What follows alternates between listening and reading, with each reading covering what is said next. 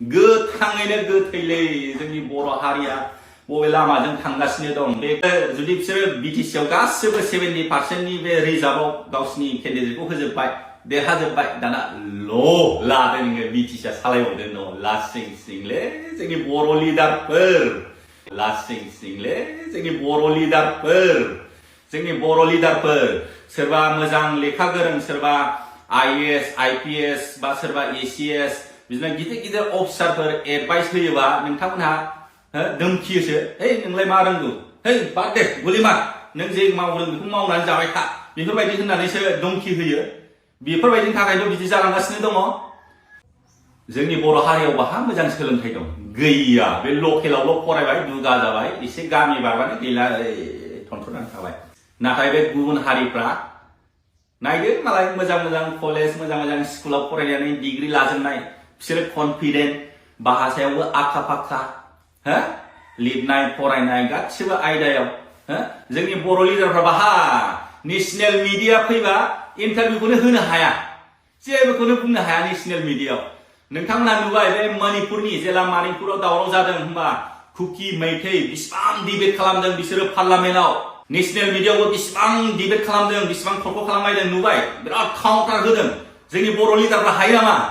गैया लासिं सिं मानो होनबा जोंनाव मोजां सोलोंथाइ गैया जुदि मोजां सोलोंथाइ नांगौ होनबा जोंनो मोजां सोलोंथाइ नाङा दा नोंथांमोनहा बुजिनो हाबाय सेथि खहाया मा जागोन जोंनि पलिटिकेल पावारा दंस जागोन मोनद' हारिनो एसटि होनाय लोगो लोगो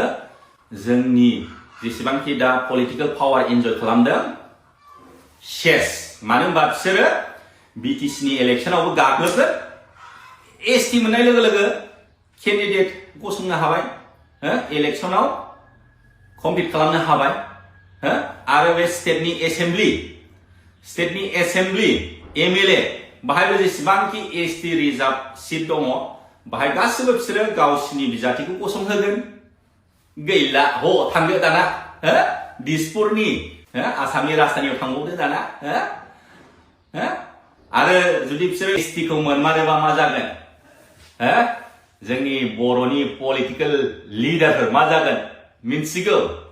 नोंथांमोनहा गावनि आथिङावनो गावनो रुवाजों दाननानै लानायसो जादों एसटि मोननाय लोगो लोगो मा जागोन बिसोरबो मोनसे पलिटिकेल पार्टी खुलिगोन पलिटिकेल पार्टी खुलिनानै जेसेबांखि एसटि सिट बाहाय बिसोरो गावसिनि मानसिखौ होगोन नोंथांमोनहाथ' मिथिखायो गुबुन नन एसटि मानसिफोर बिसोरथ' मालाबाबो बर'नो भटखौ होनाय नंखाया होगोन बिसोर मालाबाबो बर'फोरखौ सैखाया बिसोरो बर'नो भट होगोन होआ होनब्ला नायदो बाहा एसटि नांगौ नामा एसटि नांगौ ना नाङा होननाया बाहा सेस गावनि ओंखामखौनो गावनो फोजोबनानै लानाय आरो मोनसे खोथाया बुंबावो गावनि आथिङावनो गावनो रुवाजों दाननानै लानाय गेलेबावदो दाना बिटिसिनि चिफ जाबावदो बिटिसिनि इएम जाबावदो दाना आसामनि एमएलए जाबावदो बाहा नोंसोर हागोन बिसोरजों बर'नाथ' गावजों गाव अलरेडि बोफ्लेलायखाबाय बहरफ्रा नोंसोर हागोन जुजिनो हागोन बिसोर लेखा फरायावबोथ' गोरोंखा बिसोरो नोंसोरथ' गैया बाहा ना डिग्रियानो दं ना मोजाङानो फरायनाय बिसोरो हास्लाबगोन मालाय मोजां कलेज मोजां इउनिभार्सिटियाव फरायनानै मोजां गियान लानानै फैखानाय एसटि होबा मा जागोन नोंसोर सानदों गावसोरनो राजा जाबाय थानो हागोन नैबे खेबसेखौल' राजा जानो हागोन नेक्स्टनिफ्राय आउट गैलाबो एसटि मोननाय लोगो लोगो मालाय गावसिनि हारिनि केन्डिडेटखौसो होसिगोन मानो होनबा बिसोरबो इलिजिबल जाबाय जोंनि बिटिसिआवथ' 70% एसटि रिजार्भ होमबा जेसेबांखि बे एसटि रिजार्भ जायगा बाहाय बिसोरो गावसिनि केन्डिडेटखौ गसंहोगोन गावसिनि केन्डिडेटआ गसंनाय लोगो लोगो ओरै आखाइ खब्बाय गुबुन नन ट्राइबेल हारिफ्रा बर'खौ सैखाया ओरैनो होमबा गेललागब दाना बिटिसिनि चिफ जाबावदो बिटिसिनि इएम हागोन हाया बे बिटिसिआ जोंनि बर' हारिनि थै दान होनानै लाबोनायसो गोबांथार मानसिफ्रा आन्दालनाव बुथारजाबाय जोंनो बर'लेण्ड नांगौ होननाय बे बर'लेण्ड सोमावसारनायनि नामावहाय गोबांथार जोंनि बर' बिमा जोंनि बर' बिब' बा बिनानाव रेप खालामजाबाय अयथासार खालामजाबाय सोरहाबा फिसालाफ्रा बुथारजाबाय हो बे आन्दालन खालामनायाव आन्दालन खालामनानै जोङो BSc मोनबोदों BSc नि उनावहाय BTC मोनबोदों आरो नै दा 2020 आव BTR मोनदों होमबा बोरो नोंथांमोनहा ओरैनो जाम्बा जाम्था बे बर' बिमा बर' फिसाखौ बुथारहोबाय रेप खालामहोबाय दा थाङै थुङै आराम रेडिमेड जाजोब्बाय गासिबो हो बेखौ गुबुन हारिनोसो आराम जाहोनो थाखाय नोंथांमोनहा बे BTC खौ लाबोबाय होमबा आन्दालनखौनो खालामनाङामोन बेबायदि राननानै जानो लुगैदोंबा नोंथांमोनहा हो राननानै जानो लुगैदोंबा मानो दावहा नांनांदों मानो आन्दालन खालामनांदों एसे बुजिनानै ला बिनि थाखायनो सोलोंथाइया very important जोबोद गोनांथि आं सिगाङावबो भिडिअ बानायदोंमोन जोंनो मोजां सोलोंथाइ नांगौ मोजां सोलोंथाइ मोनबासो जोङो राजखान्थिखौबो मोजाङै सालायनो हागोन जोङो मोजां सोलोंथाइ मोनोबा मोजां लिडार मोनगोन मोजां लिडार मोनोबा जोङो राजखान्थिखौबो जोङो मोजाङै सालायनो हागोन आरो मोजां सोलोंथाइ मोनोबा जोङो फालांगिखौबो मोजाङै मावनो हागोन रांखान्थियाबो फैगोन BTC आव गासिबो 70% नि बे रिजार्भआव गावसिनि केन्डिडेटखौ होजोबबाय देरहाजोबबाय दाना लादों नोङो BTC आ सालायबावदों न लासिंसिंलै जोंनि बर' लिडारफोर नैथि प्रब्लेमानो जाहैबाय एजुकेशनेल इनस्टिट्यूशनफ्राव एडमिशन मोननाय ST रिजार्भनि कलेज बा इउनिभारसिटि जों मा मोननो जोंनि मार्क्सफ्रा ओरैबायदि खादौबा बिराद लेस जायो मालाय बिसोरथ' अलरेडि एडभान्स का अलरेडि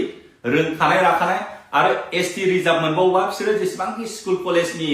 बे ST रिजार्भआव एडमिशन होयोबा सेस बिसोर लाजोबगोन जों बर'फ्रा गैया आन्दायनानै थादो थामथियानो जाहैबाय आरो साख्रिनि ST रिजार्भेशन जेसेबांखि ST रिजार्भेशन साख्रि दङ बाहाय बिसोरनो मोनजोबबाय मानो होनबा जोंनाथ' गैखाया पार्सेन्टेजखौबो जोङो मोजाङै मोननो हाया दा ST रिजार्भआवबो नों ST होननानै जायाथ' सोरनि मार्क्सआ रासिन बेखौसो नायो हो बिसोरनि मार्क्सफ्रा अलरेडि हाइखा मालाय बिसोर गोरोंखा हो बिसोरो अलरेडि बिराद एडभान्सखा बिसोरनि पार्सेन्टेजफ्रा अलरेडि जोंनि बर' हारिफोरनिफ्राय बारासिन मोनखायो मानो होनबा बिसोरो आनरिजार्भ केटेगरियावबो बिसोर कमप्लिट खालामनो हाखायो अब्ला बिसोरो आनरिजार्भ केटेगरियावबो कमप्लिट खालामबाय आरो बे ST नि रिजार्भेशनावबो कमप्लिट खालामबाय होनबा लादो जोंनि बर'फोर जाम्बाफोर लाबावदो दाना साख्रिखौबो गोथाङैनो गोथैलै जोंनि बर' हारिया बबे लामाजों थांगासिनो दं बे साननै सानथामनि सियारनि थाखायनो हारिखौ फानबाय हो बे साननै सानथाम बे सियाराव जिरायनो मोननायनि थाखायनो हारिखौ फानबाय